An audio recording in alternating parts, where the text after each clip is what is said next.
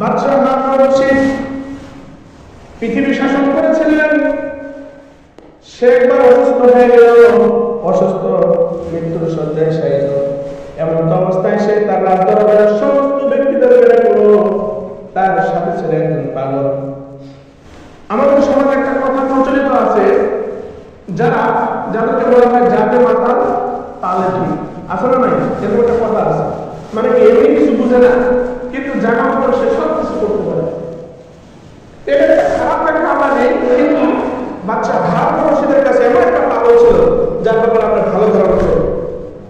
সে সব কিছুই বুঝতো, কিন্তু সে খুব পাগল টাইপের ছিল। ওই ব্যক্তিকে হাজির করা হলো বাচ্চা হারুন রশিদের সামনে। এবার বাচ্চা হারুন রশিদ বলতেছে, আমার সে পাগল কোথায়? বাচ্চা হারুন রশিদের সামনে যখন লাফাই পড়ে বসছে, বাচ্চা হারুন রশিদের একটা লাঠি ছিল, লাঠিটা পাগলকে দিয়ে বলতেছিল, পাগল, এই পৃথিবীতে তোমাকে ভ্রমণের জন্য সব কিছু দেওয়া হলো, যা কিছুর প্রয়োজন সব কিছু তুমি নেওয়ার পরে তুমি সারা পৃথিবী ভ্রমণ করো। এই যে লাঠি দিলাম, এই লাঠি নিয়ে সারা পৃথিবী ভ্রমণ করো। সেটা বাদশা বলবো সারা পৃথিবী ভ্রমণ করতে বলছে। ভ্রমণ করবে আর দেখবা এই পৃথিবীতে সবচাইতে নির্ভর ব্যক্তি, মানে সবচাইতে নির্ভর যে তোমার কাছে মনে করবে, তুমি এই লাঠিটা তাকে উপহার দেবে আমার পক্ষ থেকে। এবার সেই কারণ যা কিছু লাগে সব কিছু নিয়েছে, সারা পৃথিবী ভ্রমণ করতেছে। ভ্রমণ করতে করতে সব কিছু ভ্রমণ করা শেষ। এবার চলে আসতে বাচ্চা হারুন রশিদের সামনে। আসছে তো আসছে, সে লাঠিটা নিয়ে আসছে। বাচ্চা হারুন রশিদের মাথা গরম। অসুস্থ ব্যক্তি দেখে বলে, কি বাবা, তোমাকে দিয়েছিলাম লাঠিটা নির্বোধ ব্যক্তিকে দেওয়ার জন্য, কিন্তু লাঠি নিয়ে আমার সামনে উপস্থিত হয়েছে, কারণটা কি? এবার সে পাগল বলেন, বাচ্চা বাংলার বলবো আপনাকে শুনে, এই পৃথিবীতে সবচেয়ে নির্বোধ ব্যক্তি হলেন আপনি, সুতরাং আপনার লাঠি আপনাকে আমি উপহার দিয়ে দিলাম।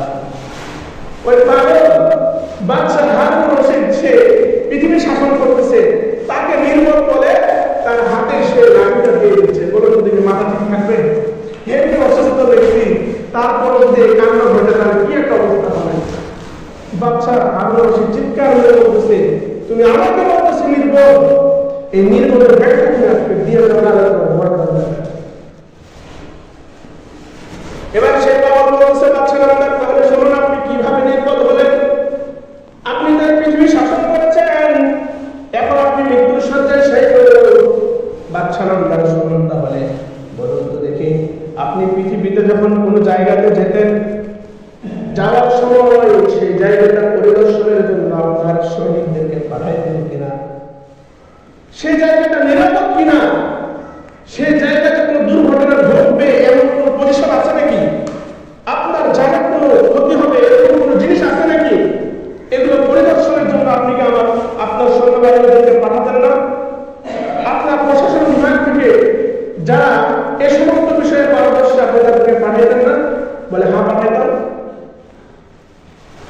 তখন সে পাগল বলতেছেন, আচ্ছা বাদশা নামদার, আজকে যে আপনি মৃত্যুর শয্যায় শায়িত, কিছুদিন পরে হয়তো আপনি মৃত্যুবরণ করবেন, আপনার কোনো গ্যারেন্টি নেই কখন মৃত্যুবরণ করবেন। আচ্ছা বলুন তো দেখে, আপনি যখন মারা যাবেন তখন আপনাকে কবরের ভিতরে রাখা হবে? বলে, রাখা হবে। তো বাদশা, আপনাকে যে কবরের ভিতরে রাখা হবে, ওই কবরের ভিতরে আপনি কয়জন মানুষকে পাঠিয়েছেন আপনার খোঁজ খবর নেওয়ার জন্য? সেই কবরের ভিতরে কয়জন আপনার সৈনিককে পাঠিয়েছে, সেটা আপনার জন্য নিরাপদ জায়গা কিনা? সেই জায়গাটাকে আপনার জন্য নিরাপদ হবে কিনা? এই জন্য আপনি কয়জন ব্যক্তিকে পাঠিয়েছেন? বাদশা বলতেছেন, আমি একজনকেও পাঠাই নাই। বলে, এবার পাগল বলে, বাদশা নামদার, আপনি পৃথিবীতে যেখানে যাওয়ার জন্য প্রস্তুতি গ্রহণ করেছে সব কিছু আগে থেকে সেট করে রাখছেন, কিন্তু আপনার যখন মৃত্যু হয়ে যাবে, আপনি যে জায়গাতে যাবেন সেই জায়গায় আপনার থেকে নির্ভর আর কে হতে পারে? যে জায়গাতে আপনি যাবেন মৃত্যুর পরে, সেই জায়গাতে কেউ থাকবে না। দুনিয়াতে আপনি যখন কোথাও যাইতেন, আপনার সাথে বডিগার্ড থাকতো, পৃথিবীর মানুষকে আপনি দেখতে পাইতেন, পরিচিত মানুষ মনে হতো, আপনার রাষ্ট্রের প্রজা মনে হতো, কেউ না কেউ আপনার জন্য কল্যাণকামী থাকতো।